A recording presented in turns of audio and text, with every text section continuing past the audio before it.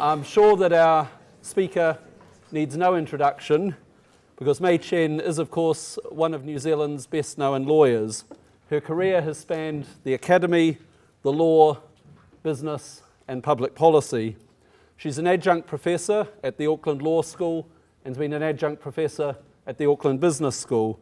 She's taught on the Master of Laws program here at Auckland, and she was a faculty member at the Victoria University of Wellington Law School. May founded and is the managing partner of Chen Palmer, the first law firm to specialise in public law in Australasia, and repeatedly voted New Zealand's top public law firm in the New Zealand Law Awards. She's also worked at the International Labour Organisation in Geneva. She's been a member of the Securities Commission and just very recently has been appointed to the board of the Bank of New Zealand. I think given that resume, it is fair to say that May is a veritable force of nature. It's hard to know how she manages to do everything, from running a business, representing clients, commenting in the media, and writing books. But I know that one of May's aims is to make law and public policy as accessible as possible to the public.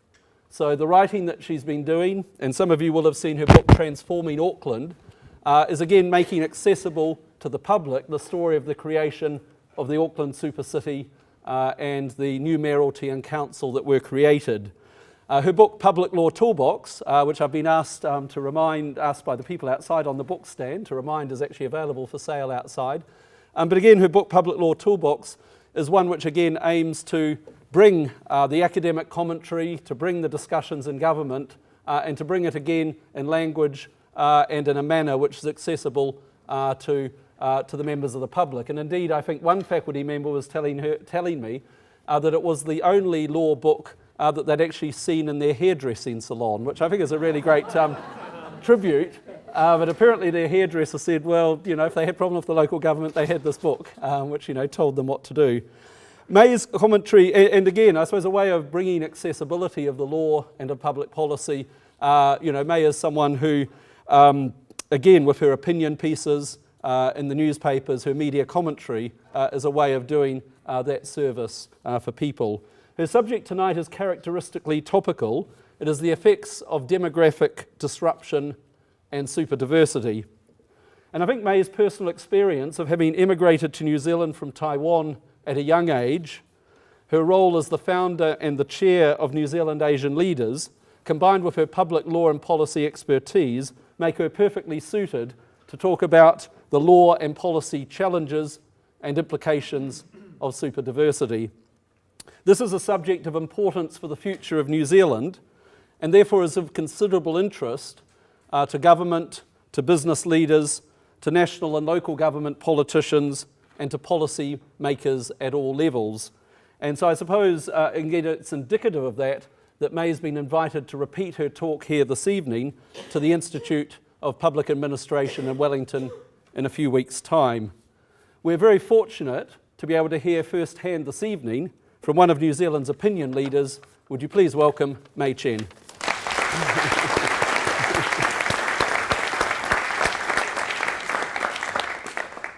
Well, can I acknowledge the Dean, Dr. Andrew Stockley? Can I acknowledge the Deputy Dean, Susan Watson, without whom I wouldn't have much of an interrelationship with Auckland University?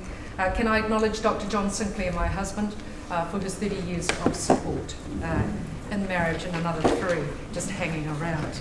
Can I acknowledge the Minister, the Honourable David Seymour? There are other MPs who are present, councillors. There are so many people here that I wish to acknowledge tonight, but most importantly I want to start with a tribute to Irema Henare, who was the son of the late Sir James Henare and Lady Rose Henare, who recently passed away. He was Ngāti Hine, he was a great leader, he held many pivotal public and iwi leadership roles. He was a bastion and passionate expert and advocate of Te Rā Māori. I had the pleasure of working with and advising Irema. He was eloquent, knowledgeable, he had great mana. He made a huge difference to this country and to all he touched. His loss is not replaceable. No te reira, e te rangatira, e Irema, Te katoa mai rā, te katoa mai rā, te katoa mai rā. Kia ora. I shifted to live in Auckland 2.5 years ago because I could see the demographic disruption from Wellington. But up close and personal living here, I realised there was a gap in analysing the legal and policy challenges and implications of superdiversity and the implications for business, which I experience every day at the coalface. We're losing market share, the population is changing, our customers are changing, our staff are still mainly Anglo-Saxon. What do we do? So after 5 years writing 2 editions of Public Law Toolbox, which I'd be very happy to autograph for you outside afterwards, this is my next contribution to New Zealand's superdiverse future. The status quo is not sustainable. Superdiversity stocktake, which I will talk to you about now, is designed to help us to adapt to a superdiverse New Zealand, to make sure that we are fit for the future. Because New Zealand is superdiverse right now, predominantly in Auckland, but actually throughout New Zealand. Here, we're already 50% Maori Pacifica and Asian. 44% are not born in New Zealand. And we have over 200 ethnicities. Now, the definition academically of superdiversity is 25% not born in New Zealand, 100 ethnicities. So we are almost double that number already. And Auckland will continue to become younger and browner as the Anglo-Saxon population ages and shrinks. So the mega trend here is not age. And the mega trend here is not urbanisation. The mega trend is demography. It's ethnicity. And we need to get our head around that, because most of the benefits from superdiversity that we as a country are enjoying at the moment, such as greater innovation, productivity and investment, increase New Zealand's financial capital, whereas most of the challenges from superdiversity adversely affect New Zealand's social capital. However, if you don't mitigate the challenges to your social capital, you are not going to maximise sustainably the diversity dividend benefits for your financial capital. So the number one issue from the perspective of the superdiverse, and let me tell you, that is a perspective I do not hear much. People say to me, oh, it's amazing, you know, we've got this, you say there's a transformation, it hasn't affected us at all, it's amazing. Well, actually, no one asks the diverse.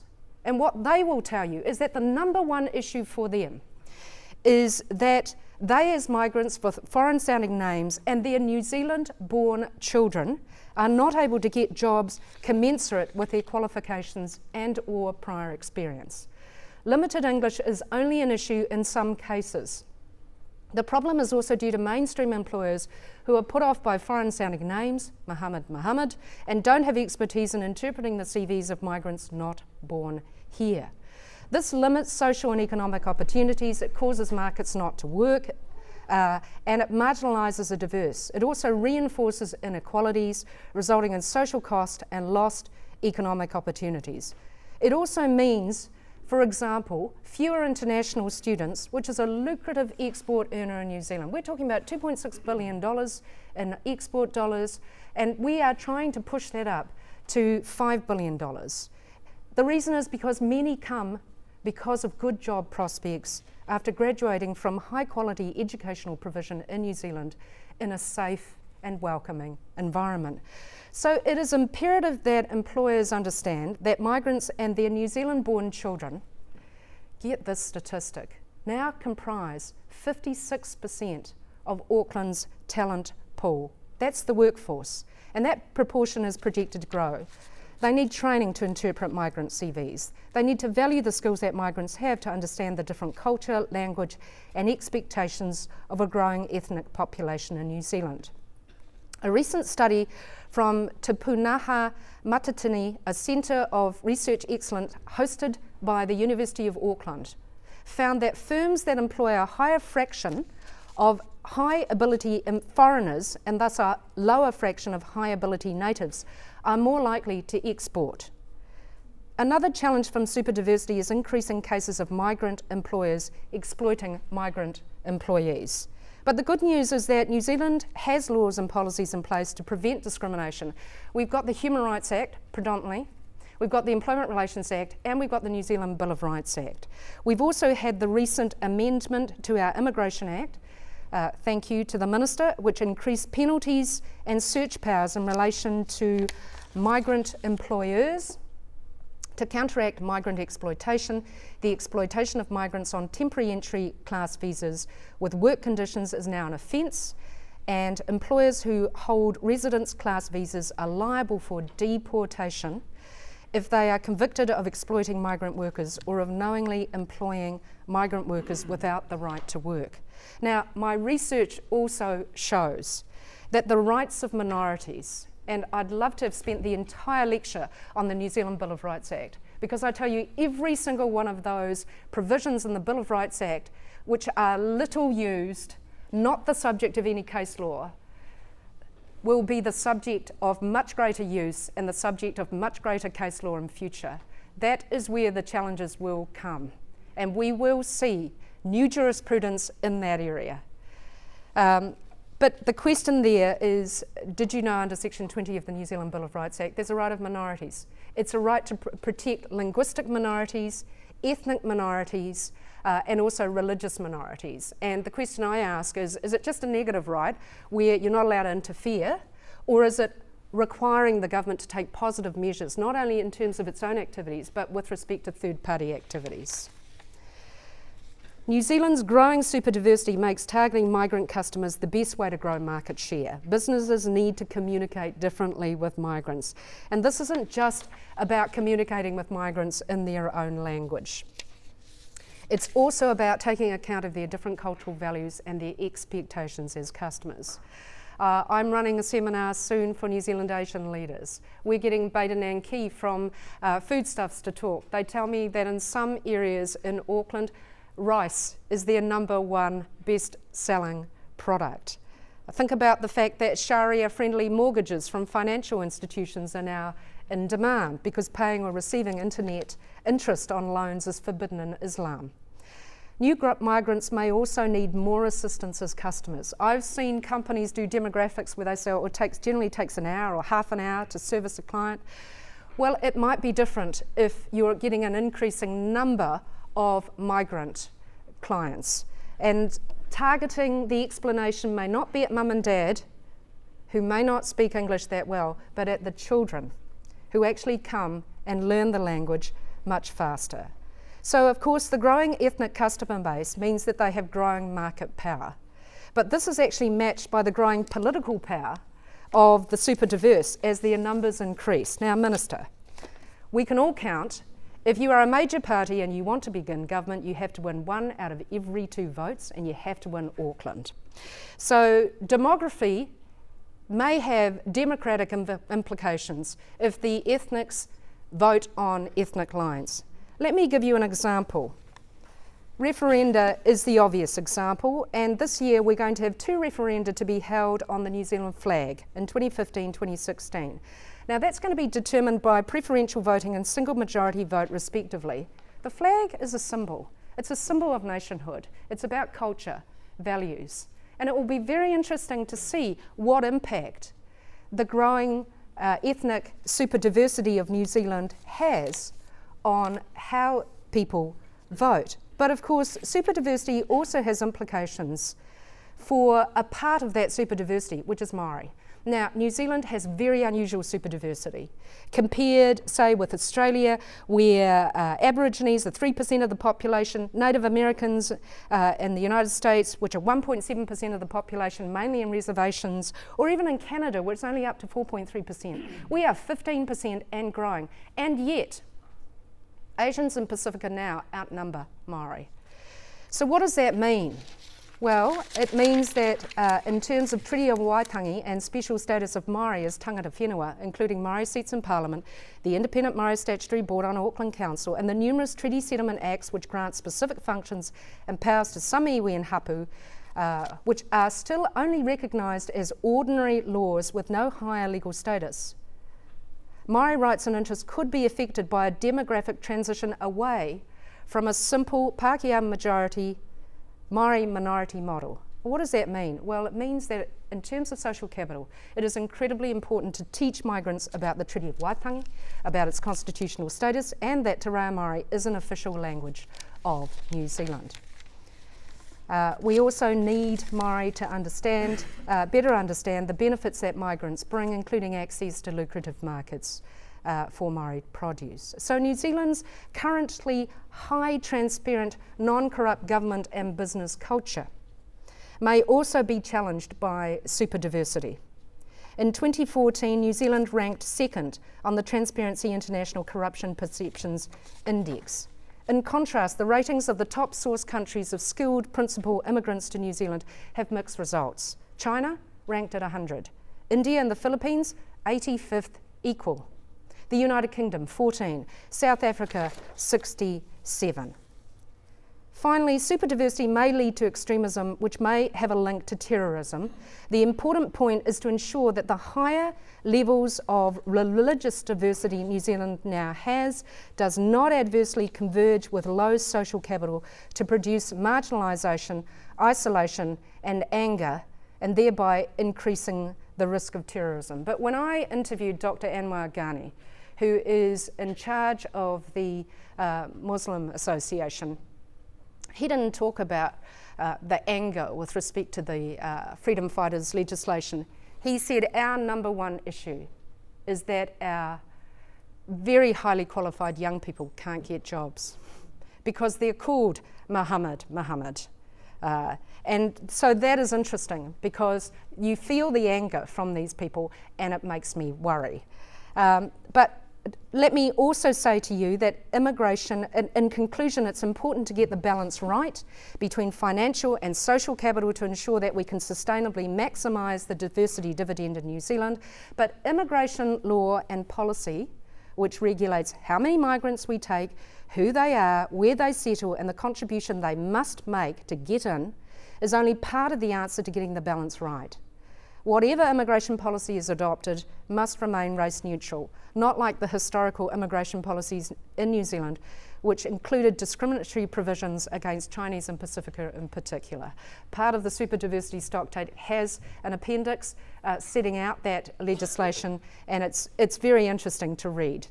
But central and local government, business organisations and all New Zealanders need information to better understand and adapt to our demographic makeup, the trends, the benefits, the challenges, and how best to deal with those challenges.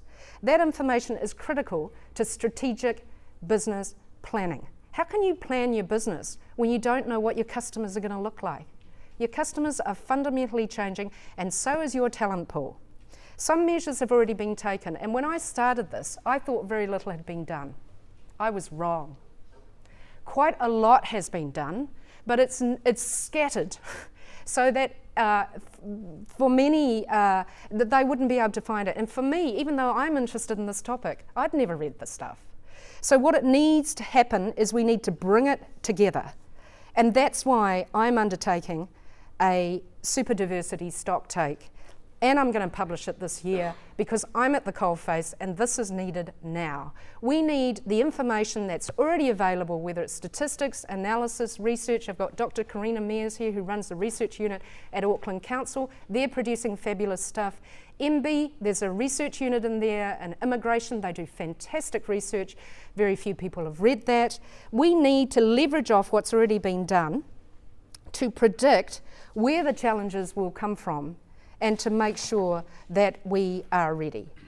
Because New Zealand is already the 5th most ethnically diverse country in the OECD. 1 in every 4 residents in New Zealand was born overseas, although it's important for me to note that this is not just an Auckland phenomenon. I went to Invercargill, as you do, and I spoke to 450 rural women. I've never been so cold in my life. And what they told me is that 2 out of every 3 farm worker is Asian. So I went and looked at the statistics because it's not just a city phenomenon. Actually, most New Zealand farms are staffed primarily by Filipinos, Indians and Sri Lankans and people of South American descent. And this is not just farm managers, it's also farm workers. New Zealand has also gained 56,000 people from overseas in the last 12 months to March this year, intending to stay for longer than 12 months. Look, there's a whole bunch of demographics, but what I'm saying is that demography is going to continue to be a driver of our economy, and it's something that is here to stay. Wellington is New Zealand's second most ethnically diverse city. The 2013 census indicated that Wellington had Asian people at 10.5% and the second highest Pacific Islander population at 7.7%. Christchurch is also experiencing significant immigration arrivals, and I know the Minister introduced some new policies today to help with the rebuild. So once again, the 2013 census revealed that almost 12% of Christchurch's overseas-born population had arrived in the 2 years prior to the census. Now you contrast with Auckland, where 9% of New Zealand's overseas-born population had arrived in the 2 years preceding. However, Christchurch's new migrants are less ethnically diverse, with 28% coming from the UK and Ireland versus just 12% for Auckland. No other city in the OECD except Dublin dominates nationally to the extent that Auckland does. And in the next 25 years, the city will grow to account for 38% of the total population, surpassing even Dublin's dominance. Why does that matter? Because if we're talking about social capital and the challenges, I'm talking about convergence. We've got increased ethnicity, plus we've got this town and regions thing happening, and that erodes trust. What is social capital? It's trust.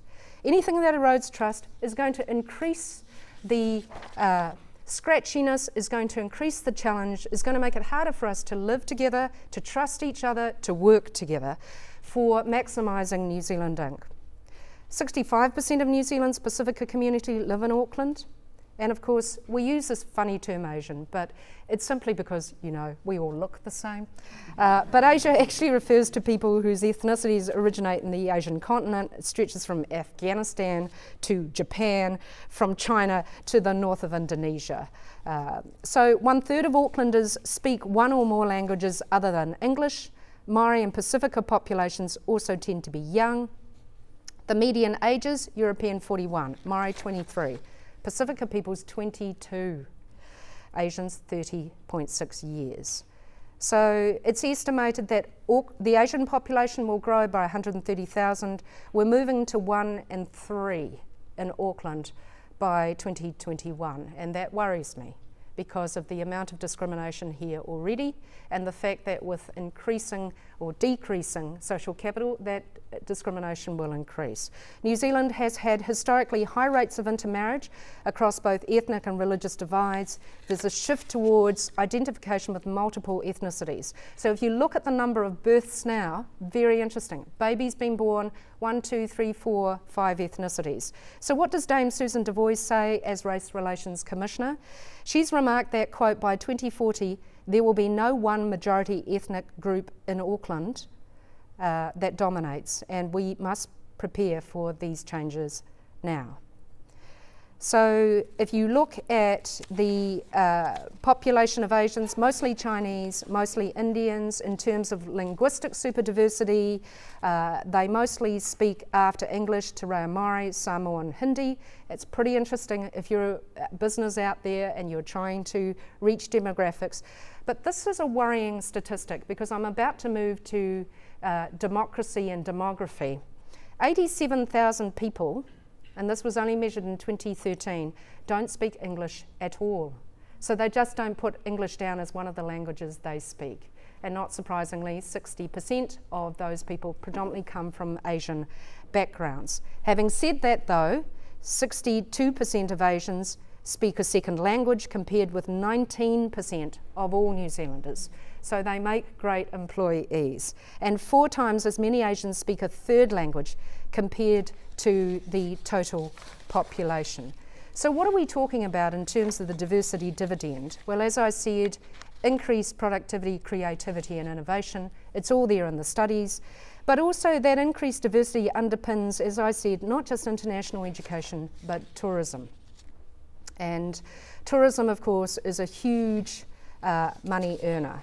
Now, I want to quickly move to social capital. Social capital, of course, was defined by the Treasury in its working towards higher living standards, because it understands that you can't get the financial gains if you don't work on the social capital as well. And in a report by Doug Mackay, the former Auckland Council CEO, he said, quote, "Ethnic diversity can increase social distrust, crime, and lead to discrimination, division, and ultimately unrest. The result of poorly settled migrants can be generational cycles of social cost, lost economic opportunities. There are signs now in Auckland of increasing discrimination of recent migrants from Asia. As a result, they withdraw back to their communities. Should this continue, there's a potential for Auckland to become increasingly segregated." And then Treasury went on about all the problems you get if you get low social capital. What we're really saying is that in 2015, the Asia New Zealand Foundation brought out a study. It was very recent. Remember, it was all in the Herald. And they talked about these ethno-burbs where you had the top 5 areas where you get Chinese congregated, the top 5 areas where you get the Indians congregated, the South Koreans, the Filipinos. And I guess the real issue from our point of view is to understand why they congregate there. Is it because they're discriminated against and they want to hide? Do they feel safer in numbers? Or is it just that the food outlets are there, the elite schools are there, or maybe they don't speak very good English and so it's quite good to be with a whole bunch of other people who actually speak your home language? I think the key thing is that culture isn't fixed, it's not static. And the concern, I think, is that some older New Zealanders in particular may be nervous that New Zealand culture and values will no longer dominate and that it will be replaced with new alien values, which of course will erode social capital. And of course, I'm never going to get to foreign investment at the rate I'm going. But I've done a whole bunch of work about the regulation there, and obviously that's driving some of the xenophobia there, but the other issues with respect to foreign investment relate to strategic assets, and it also relates to these old values that we were talking about. So in terms of the discrimination against the diverse, it's pretty sobering. A 2013 survey into perceptions of workplace discrimination concluded that migrants were significantly more likely to experience workplace discrimination than New Zealand-born employees. Highest rate of discrimination was recorded, mainly Asians, and then followed by people from Latin America, from Africa. In other words, anybody who looks different. So women are also likely to experience more discrimination. Those with higher levels of education who are diverse are likely to report more discrimination. And there's an overrepresentation of computing and health professionals among Asian migrants. But what the research shows is that for whatever reason, there is an overwhelming number of Asians who are overqualified for the job that they are in. So, for example, Asians with a bachelor's degree were 3 times more likely to be working as clerks than the national average. So that's 33% versus 11%. Now, there is so much evidence over these pages, but what I wanted to get to was the very disturbing reports in Human Rights Commission reports that had been done of migrants and refugees experiencing blatant racism through verbal and physical abuse. One incident that's recounted that was just so sad was an Asian boy who was assaulted inside a fish shop. When he picked himself up, because he'd been pushed to the ground, and asked the Pākehā man why he had pushed him, the Pākehā man said that this was because the boy looked Asian. Now, the concern there is recent incidents such as New Zealanders dragging Asians out of cars and assaulting them prior to confiscating the keys for alleged erratic driving will have an adverse impact on financial capital. It's going to have an impact on international tourism. It's going to have an impact on international students. So the key issue is, what do we do about all of this? Now, I've got 10 more topics and I can't cover them. So what I'm going to do is I'm now going to cover democratic and constitutional, because elections are really interesting. We've got a lot of migrants and they don't vote. That's basically the summary of 50 pages. And then there's problems with transparency. State sector responsiveness, then I will look at the Bora issues because they're the most interesting. That's the Bill of Rights. We're never going to get to immigration policy, although I've done some interesting work there. We're never going to get to foreign investment, and we won't have time to cover extremism or the Maori dimension, and I've written some pretty interesting stuff about that. The stuff we're going to skip is education, faith in schools, accommodation of increasing numbers of international students, number of migrant children in schools for whom English is a second language, the high numbers of Asian students in elite schools, for example, Auckland Grammar already has almost 40% Asians, compulsory uniforms not conforming with religious practices such as knee-length skirts, ban on facial hair, a blanket ban on wearing religious symbols, the delivery of subjects such as physical education, sex education, science, the use of taxpayer-funded school facilities for religious observance, e.g. such as a classroom for Muslims to pray. We're not going to look at women wearing burqa while giving evidence. We are not going to look at the Corrections Act and appropriate provision for cultural and religious needs of inmates. We're not looking at animal rights and halal slaughter and shakita slaughtering. We're not looking at female circumcision, culturally arranged marriages, polygamous marriages, nor inter-country adoptions. And we're not going to look at superdiversity in health, nor are we going to look at superdiversity and burials. What we are going to look at is demographic and constitutional issues. So, as I say, no major party can rule without the support of Maori, Pacifica and Asian demographics. But of course, they have to vote. Now, immigrants in particular have lower rates of electoral turnout than the total population, and they have much lower voter turnout. So if I was to summarise the next 10 pages, which I was desperate to read to you, what it essentially says is that they don't enrol, they don't vote. When you ask them why they don't enrol and vote, they say they can't read the stuff, or they don't understand the stuff, and also that they have no habit of voting. Because as you know, voting is a habit. Your parents vote, you vote, we're passing on to my son, he votes. I'm sure Daddy actually took him to the voting booth as soon as he was old enough to be taken. I don't know if he gave any advice in the voting booth, but he saw us do it. So the difficulty here is what happens when you don't have any of these things going on.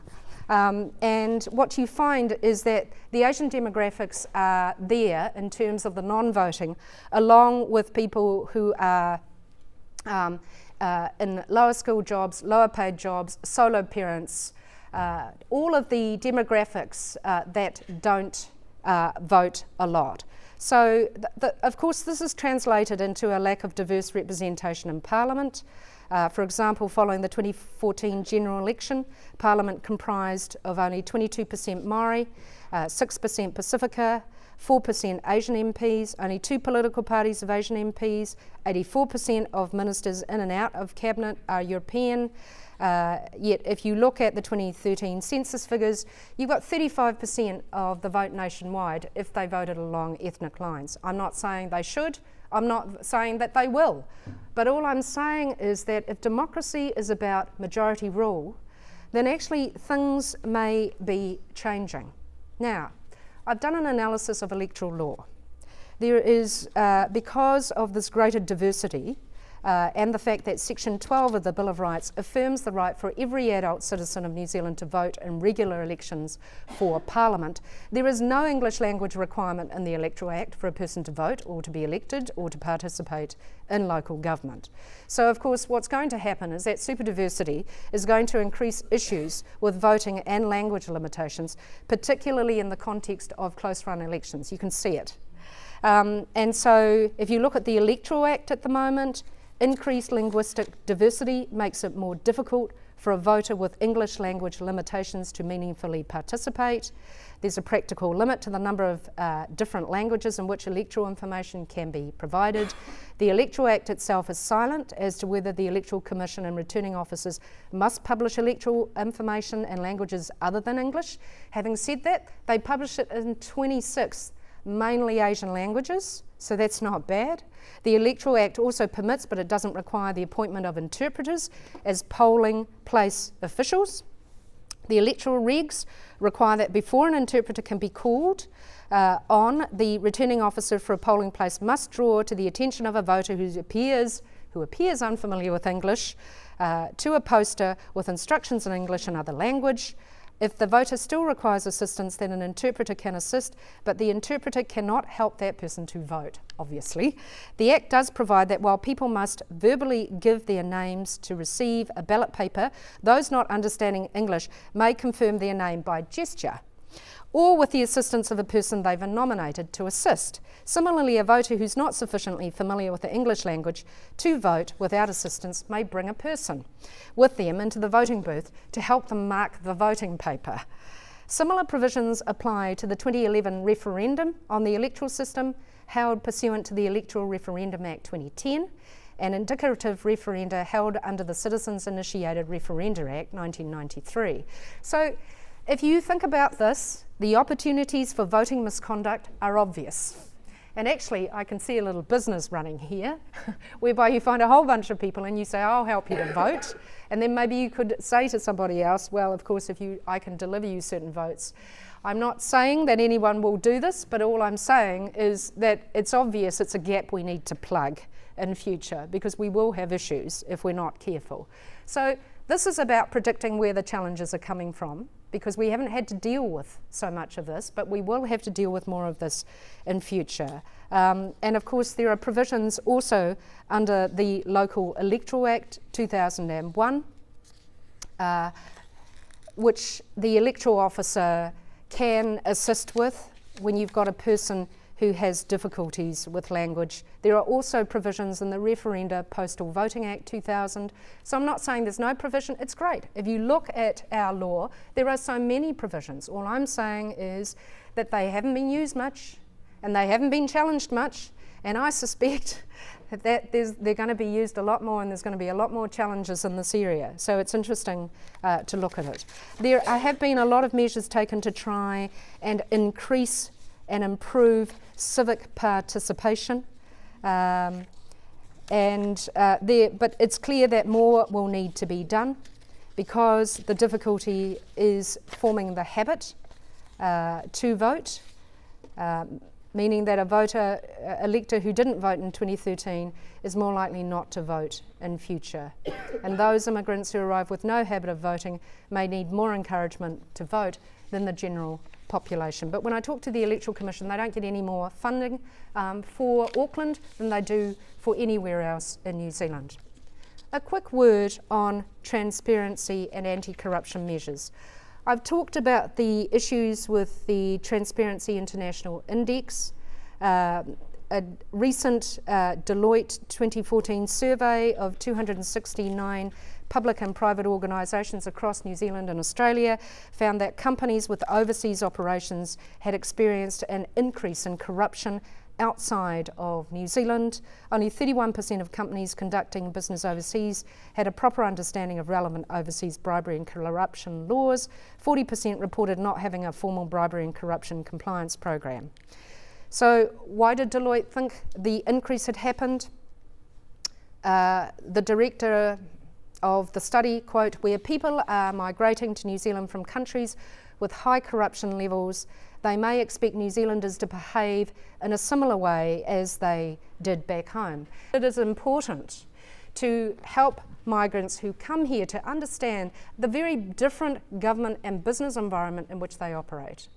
They're not bad, it's just that back in their home country, that's the way you operate. In fact, when I recently went to an Asian country, I was told by the guide, now look, here's the car, and if you get pulled aside by an officer, then it's fine, just pay X amount, but if that's not enough and he threatens to take you back to the station, you'll have to triple it. So that was the advice, not these are the rules, this is how you comply with staying on the road. So the issue is that changes in the corruption policies and laws of migrants' home countries might have an impact, and of course China recently, as you know, has been trying to crack down on corruption, and maybe that has an impact here. I just want to now say a quick word about state sector responsibility and superdiversity, because we've been talking about the need to be match fit for the future with all of this superdiversity coming down the pipe. And so the question is, does the public sector have the capability to deal with diversity? Does the public sector ensure diversity in policy and lawmaking? Why does it matter? Well, simply that they're here for their customers. Who are their customers? New Zealanders. Who are New Zealanders? Well, it's changing. So if New Zealanders are transforming, then actually the people who are servicing New Zealanders in terms of policy and law also need to reflect that change. So at the moment, We've got 7% of public servants are Asian, under 2% are in senior management. In terms of where they are, on all government boards, every single one of them, there is 4.9% Asians on government boards. On the private sector, New Zealand Asian Leaders did a study with Deloitte, top 100 companies, top 100 NZX companies, including those who've got their biggest markets in Asia, 5%. So what I looked at was, we did an analysis of the performance improvement framework results for all government departments. The reason is because one of the measures is how well departments are responding to government priorities. And one government priority, which is a measure, is, quote, how well does the agency develop and maintain a diverse, highly committed and engaged workforce? How well does the agency encourage diverse ideas, cultures and thinking throughout the organisation, close quote. That's the measure. Right, here we go. So it indicates that 70% of the government agencies reviewed under the PIF, that's what it's called, have received a negative rating in this area. 19 receiving a needing development rating, and 7 received a weak rating. So further, several of the agencies which had received a positive rating in the area didn't have any ethnically diverse staff at all. So I'm just running my eye down this amazing chart, and look, the will is there and they understand they need to do more. So Department of Prime Minister and Cabinet, needing development. Statistics New Zealand, needing development. Accident compensation, needing development. Parliamentary service, weak. The New Zealand intelligence community, needing development. Careers New Zealand, weak. So look, I could go on, but the good thing is that that's a good starting point. We've got the PIF, at least there's a measure. And the great thing is that New Zealand Asian Leaders has convened a public officials group, and we're getting all the Asian civil servants together to say, look, you've got to be competent at your job, you've got to have all the technical ability and the qualifications, but you could also help by bringing cultural intelligence and some knowledge of culture and language. So that now allows me to get to Bora. Now, the Bill of Rights Act is so exciting, and the difficulty is that I'm supposed to go through the Human Rights Act and the Employment Relations Act to get there. It's daunting.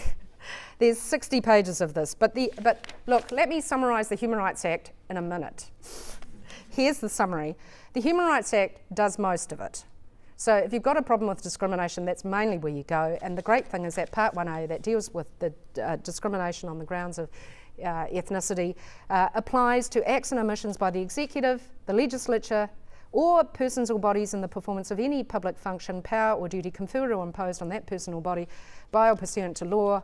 And of course, the Human Rights Review Tribunal can also grant remedies, including declarations of inconsistency where enactments are in breach of Part 1A.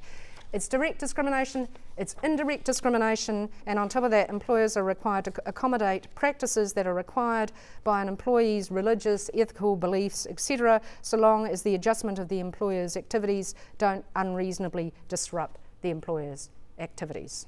All right? Now, there's also a whole heap of provisions here which relate to racial hostility, to racial harassment, and there's a criminal offence of inciting racial disharmony, hardly ever used. And can you believe this? Prosecution still requires the consent of the Attorney General, which is odd, but of course the justification given is that criminalising speech is undesirable. All right. So then moving right along, the Employment Relations Act doesn't even get a minute. Just trust me, there's good stuff in there. I'm going to move to the Bill of Rights Act because the Bill of Rights Act is exciting. The reason is because if you go and look under democratic and civil rights, there's a whole bunch of provisions at the moment that nobody has much looked at. Why? Well, you know, the Bill of Rights Act has been a bit of a rogue's charter. You know, we've been heavily focused on the criminal stuff. But look at 13, freedom of thought, conscience and religion. Look at 14, freedom of expression. Look at 15, manifestation of religion and belief. So 13 is thinking it, 15 is acting it, 16, freedom of peaceful assembly. Ah yes, marches. Freedom of association. Ah yes, marches. Freedom of movement. Ah yes, freedom fighters. That's section 18. Section 19, freedom from discrimination. That's used a lot. But Section 20, and I just want to read out Section 20 because it's actually a very yummy provision, but for some reason it is very little used. A person who belongs to an ethnic, religious or linguistic minority in New Zealand shall not be denied the right in community with other members of that minority to enjoy the culture, to profess and practice a religion, or to use the language of the minority. Now, let me pose some questions to you that will make you think. So, you've got Section 13, which is about inward thought and religion. You've got 15, which is about outward manifestation of religion. And then what you need to think about is not just each one of these rights separately, you need to think about them in combination with each other. So if you've got 13 and 15, that's quite interesting. If you've got 13 and 15 and then you've got 14 as well, freedom of expression, that's Charlie Hebdo, right? Okay. And then you say to yourself, okay, well, if I've got 13, and you are now starting to think which one was 13, mate. Look, it's about religion, okay? If it's 13 and 15 and 14 is expression, then does it make any difference if you add to that the right of religious minorities under 20? And then you may also use Section 19. So I'm just asking all of these questions. I'm asking questions like, does Section 20 add to these provisions if you stack them all together like that? Because of course you've also got then 19 which deals with discrimination, you've got 20 that deals with minorities, and what happens when you team those two up, right? And then if you put that all to one side, then you think about Maori, because Maori have a whole bunch of issues and they don't much like being stuck under Section 20 because they say, well, we're not just a minority like everybody else, we're Indigenous. To be honest, the treaty gives them more than they'd get under Section 20. Because Section 20 is a negative right. It's a right not to be interfered with by the state, but it's really a little bit difficult to argue that over and beyond that, there are positive obligations on the state. Although there are cases which I have identified that show the government needs to go further, not just in terms of positive measures for its own actions, but with respect to third parties. But then you have to say to yourself, given that religion's already dealt with, so Section 20, remember, deals with three sorts of minorities: religious minorities, linguistic minorities, and ethnic minorities, and cultural minorities, then maybe with respect to linguistic minorities and cultural minorities, the right to culture, there is no other provision in the Bill of Rights that deals with those people. Now, language. I think in the last 5 years I've done more on language than in any other area. And so what happened was in 2010, the Ministry of Education cut funding for the future production of Pacific language and literacy materials. And so there was a public outcry from Pacifica families, teachers and organisations. They formed the Bilingual Leo Pacific Coalition, which submitted a petition to Parliament in 2011 requesting that the government continue production of Pacific languages resources and fund Pacific languages literacy and English literacy development through bilingual education programs for Pacific students. The coalition considered that the lack of special status for Pacific languages was also inconsistent with New Zealand's growing Pacific community and its unique constitutional relationship with Pacific Island nations. I know that because I drafted them the bill. I said to them, well, look, we've got the sign language bill, we've got the Te Reo Māori bill, why don't we have a Pacific languages bill? But of course, the issue is that Section 20 doesn't quite get you there. Because Section 20 is the right for the state not to interfere with you, but it's difficult to argue that it goes further to require the state to make you an official language of New Zealand. And there's some interesting cases with respect to the European Convention on Human Rights and with respect to the United Nations Human Rights Committee concerning the International Covenant on Civil and Political Rights about that. But all I'm saying to you is those challenges will come and there will be more of them. And what people will want to know is where does Section 20 get you if you're a linguistic minority? And there's a whole bunch of law about what is a linguistic minority, but most of the ethnic groups in New Zealand would fall within the definition. And then what about cultural minorities? Because the question there is, what does culture mean?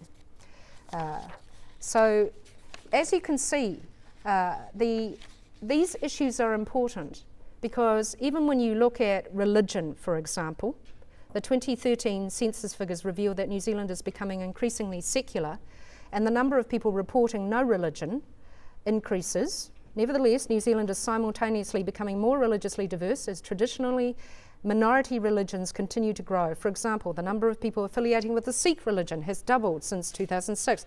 The number of people affiliating with Hinduism has grown by almost 40% since 2006. The number of people affiliating with Islam has increased by almost 30% since 2006, and a quarter of those people were born in New Zealand. But there was a story in there about a big monument, and did you see that? The 30-foot shiva in the backyard, and so the neighbours had invited the Catholic neighbours next door to come. The Catholic neighbours thought that wasn't so good. So all I'm saying to you is that I'm pointing out to you simply that there are clouds and there's sun and there's a bit of rain, but you just need to understand that we are in a transformation situation now. As a consequence of that, when you get figures like that, there is likely to be much more use. Now, it's 7 minutes past, and so it's just I could go into great detail with respect to these 60 pages, but I think that you probably don't want me to. I've also read all of the cases, so let me just summarise all 50 of them for you. Essentially what they say is this: you can argue culture if you like. So there are cases where, people killed people, people raped people, and then they wanted to make up for it in the usual way. You know, they wanted to make up for it in their cultural way. They wanted to give gifts and things. And the judges said, look, yes, I can take culture into account, but look, not if you're killing people, all right? There are limits. There was a father who had left nothing to his daughters because in the culture that he came from, it was for the sons and the men in the family to provide for the women. And the judge once again said, no, sorry, that's not on. Might have been on where you were from, but in this country, we can't apply that provision. So there's no doubt that they do take account of culture, generally in sentencing, with respect to what is the appropriate punishment. But it's pretty difficult to argue that as a consequence of culture, you're not in breach of various provisions, particularly criminal provisions. So, Andrew, how many more minutes do you reckon I can bludge, or am I at my end? You're very close. All right. So I think what he's really saying to me is that I should try and summarise. And my summary is simply this, that as you can see, even though I only realised when I came back from my break over Christmas that this was the big issue for New Zealand in the next 5 years. My research has elicited so much of interest. It has been like emptying the sea with a spoon.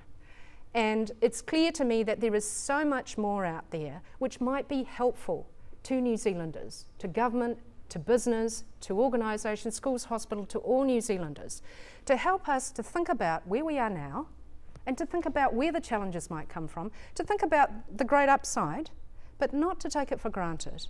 Because if you ask the people at the coalface, there are some challenges at the coalface. People say, but I wouldn't have thought there are any issues. Well, there may not be for you. So it's simply the reason why, in a perfectly happy world when I could just practice law, I've decided to set up a Superdiversity Centre for Law, Policy and Business, which was launched today. I'm doing it in partnership with the University of Auckland School of Law, which is my law school of choice. And we are publishing the Superdiversity Stocktake. It's going to be published this year. It won't be perfect, but it will be available. And we're going to make sure that it's in hard copy, it's online. It's not quite going to be Wikipedia, but I am going to make sure that all of the people who are contributing things to it keep it up to date, because they are generating this material and they want people to read it.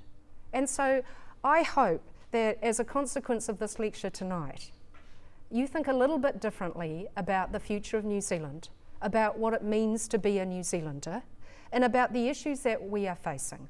Because we're either part of the problem or we're part of the solution. I hope all the people here tonight came because you want to be part of the solution. I do too. That's why I don't know how many pro bono hours we put into it now, but lots. And I have found this extremely interesting, and I hope that when you get the study and read it, you will find it interesting and helpful also. Thank you. Can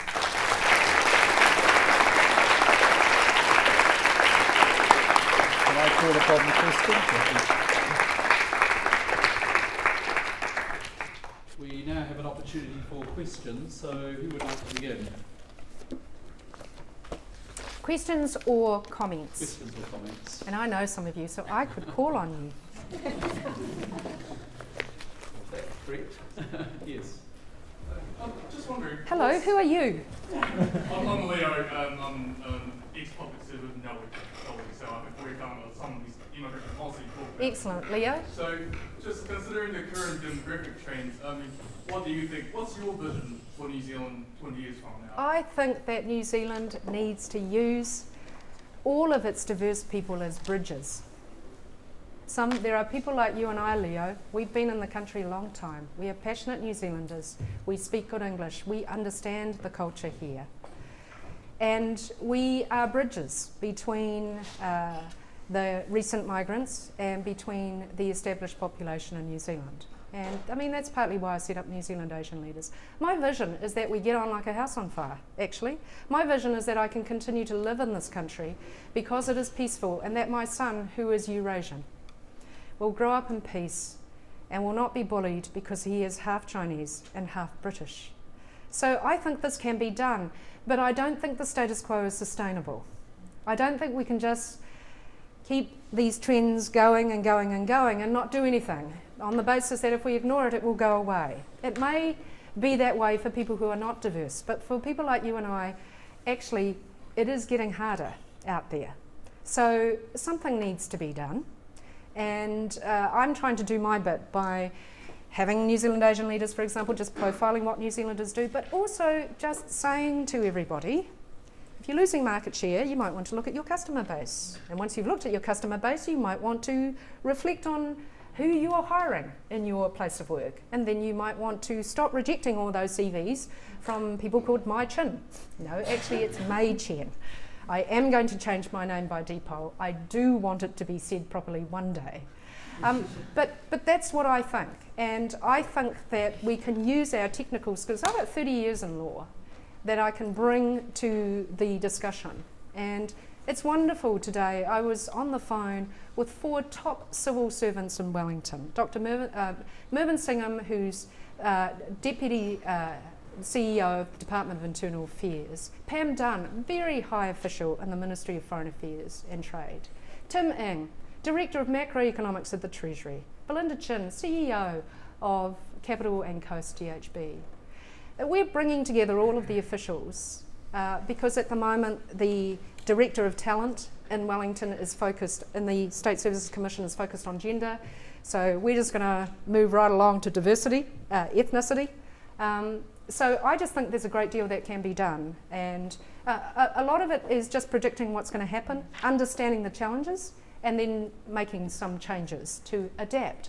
Because remember, Darwin said, the race is not to the strong, and it is not to the smart, but it is to the most adaptable.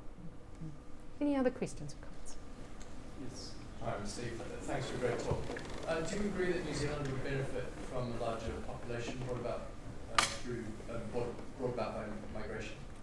I am agnostic on immigration policy. I think that it is the sovereign right of every state to determine who enters the country and on what terms.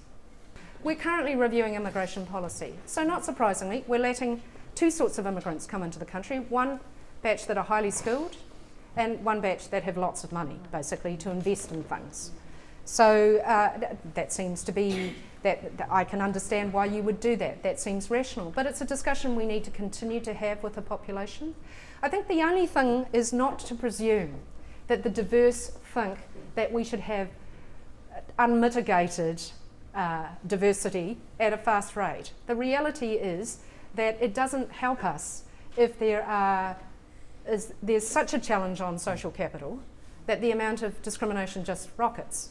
because that makes it unpleasant for the rest of us who are actually here.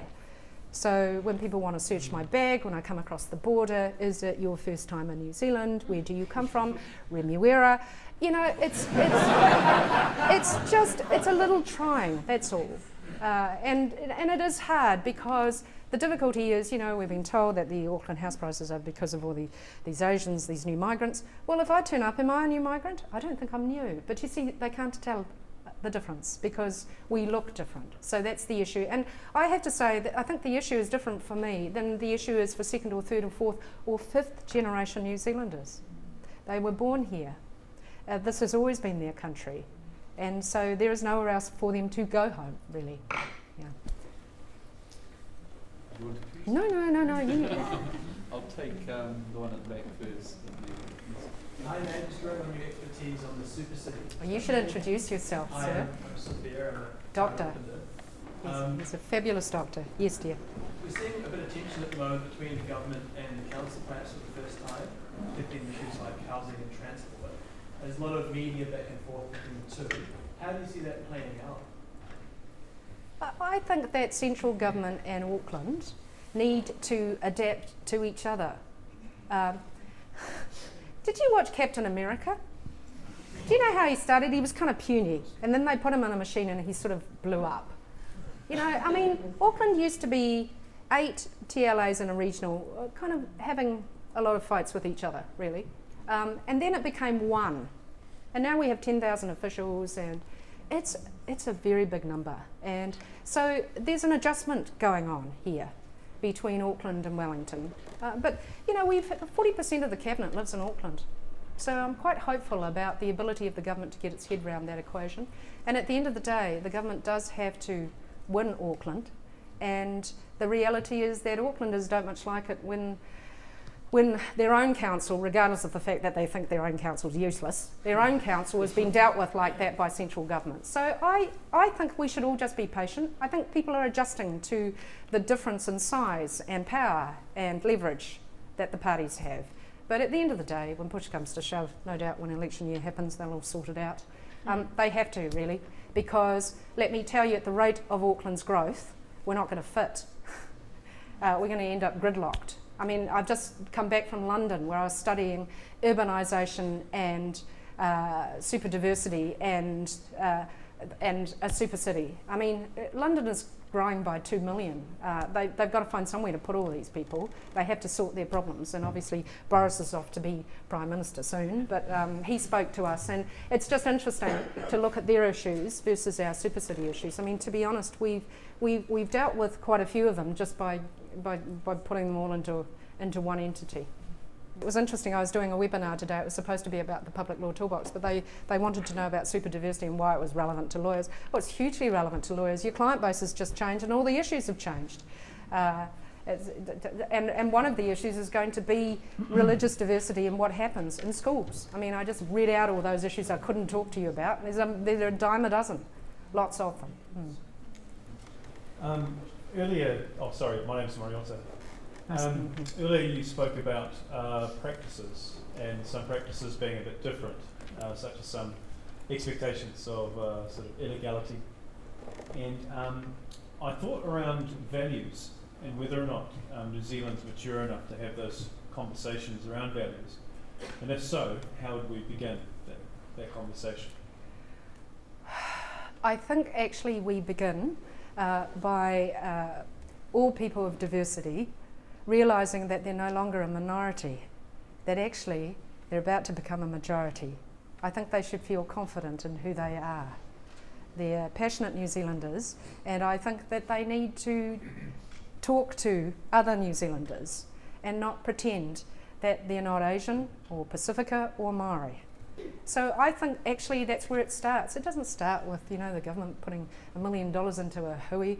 I think it starts actually, you know, recently I wrote in the Herald and I gave kudos to the Prime Minister. I wasn't being political, I just was giving credit where credit was due. When we got attacked, he was the only one that came out and said, well, that's not the right thing to do. Now, actually, quite a lot can be done, which is not regulatory intervention. Quite a lot can be done just by signalling that actually it's all right, you know, and you shouldn't treat people like this. And actually, the fundamental value of New Zealanders, there's a book written about this by a Harvard graduate. It compares the American value system with the New Zealand value system. It's in the Superdiversity stocktake.